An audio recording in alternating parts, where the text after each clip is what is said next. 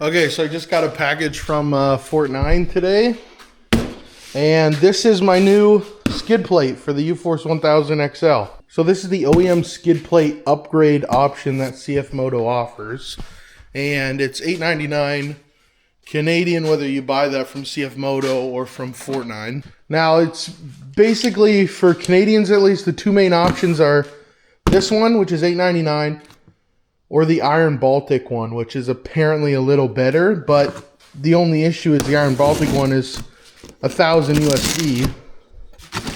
So with taxes, shipping, you know, duty and everything like that, it was looking to be about $1,500 or $1,600 bucks.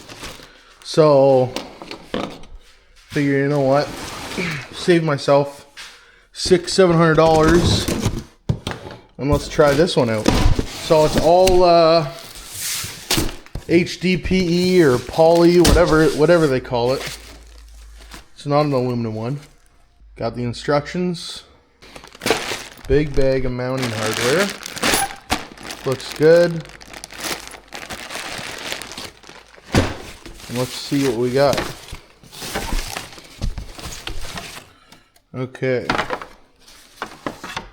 So this is the front skid plate. This is nice. I like how we got these lips, and this is thick. Like, it's crazy. You'll see once I take off the factory skid plate that the Uforce comes with. This is ridiculous. Like, this has to be 4 times as thick. And I destroyed the stock one, so yeah, it's gonna be pretty crazy once I take that off, but wow. These are for the A-arms. The instructions look really good, really detailed. So here are the brackets to interlock the pieces together. All the washers, like the recessed washers. And then all the bolts. So we'll have to figure out, I don't see them marked anywhere with anything to identify which is which, so I'll have to see where they belong. So this is clearly the middle section. These are the front sides, it looks like.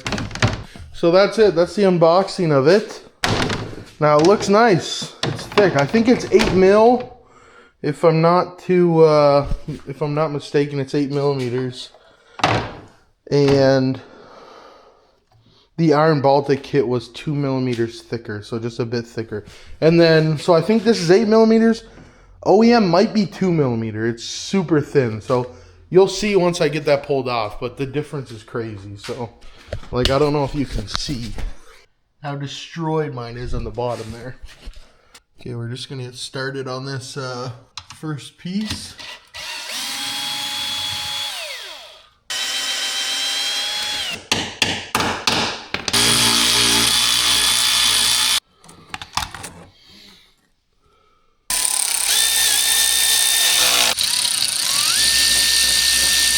I'd like to shout out my good buddy Connor for leaving his tools here. I'm taking great care of them, sir. Oh,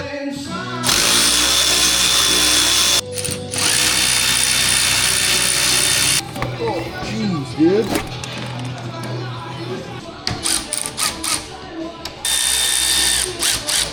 The main reason why I got a new skid plate is this was, yeah. This was the big problem. I hit a big stump. And, yeah, didn't really stand a chance against that, so. New one should be better.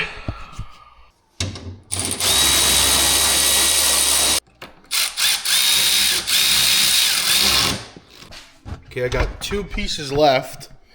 I got the rear piece that goes just under the hitch, and then I got this final side piece, and I just want to show you kind of what I've been messing around with.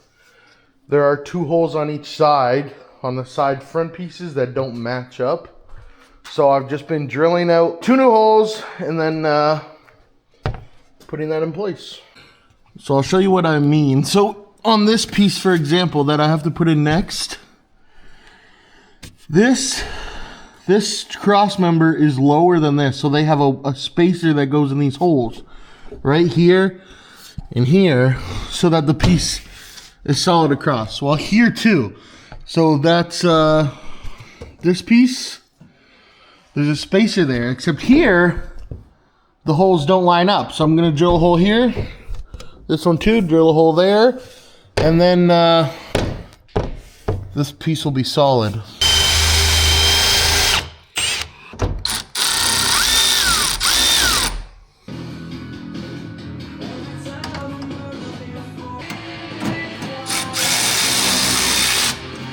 Okay, skid plate's all on. Looks so much better. So now I'm just gonna go around and torque everything down. Not actually torque it down, but I'm just gonna go around and tighten everything up. And then we're good to go. Went on awesome. Took it out on a couple rides. Feels good. The only annoying thing is it creates this like catch right here for all the mud. So you just gotta clean that out. But yeah, as you can see, lots of protection. Yeah, it's really the best bang for buck in terms of skid plate for the Uforce 1000XL.